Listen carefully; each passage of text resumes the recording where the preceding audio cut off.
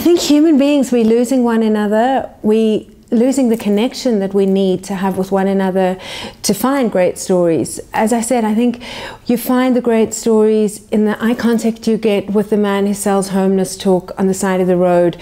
You find the great stories in the coincidental account you have with the woman who packs your groceries at Pick and Pay.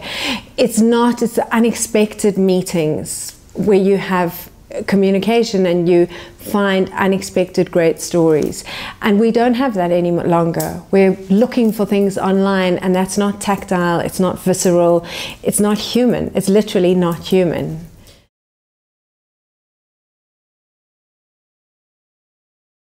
I think there are aspects of great stories online, and there are vignettes online perhaps, but the real inspiration is with one another. It's what we tell one another.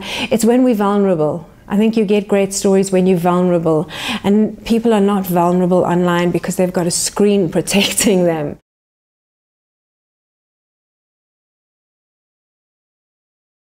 I think if you don't have truth, you've got nothing. A reader knows when they're being lied to, and you have to, for me, a great book is something that has heart and has truth. And it's scary. It's very scary for a writer to be alone on a page. And of course you want to hide. You want to hide behind anything. But if you're going to give a reader their money's, not so much their money's worth, but their time's worth, then you've got the real escape for a reader is when they get lost in another person's life. And when they find a truth that perhaps they can't live. So they can really live in another character if that character is very real, and that character will be very real if it's very honest.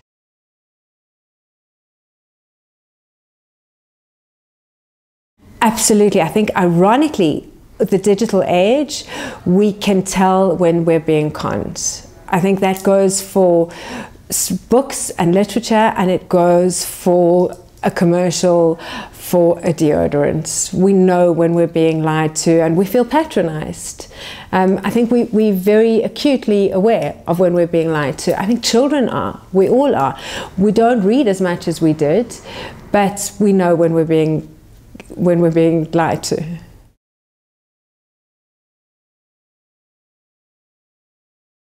We need to disconnect in order to be human, and in order to connect. The book that I've just brought out now is very much about a group of people who are trying to connect in a disconnected world, and they know that they have to plug out in order to plug in with one another. We have no choice. We have to disconnect from digital if we want to connect with one another on a real human primal level. And we're terrified. I think we're very, very afraid. We're all afraid of putting our cell phones down for more than 2 minutes. We're all afraid of not checking our email, or of not seeing how many fans we have on Twitter or our Instagram. And the world keeps giving us more. They keep giving us new apps where we can feel famous and feel loved. And actually, it's all an escape, because the only real love we're actually going to feel is in somebody else's eyes. It's not on Instagram.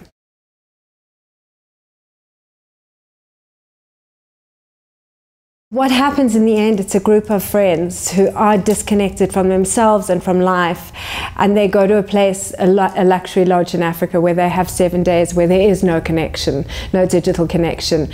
And I think it's navigating their relationships without the interruption of digital that compels them to reconnect. I don't think there's a solution, because I don't think we all have access to 7 days of no digital connection. But we have to kind of carve out our little ways, and I think they all become aware of the fact that they need to carve out little spots where they can communicate with one another without that clatter and interruption of digital.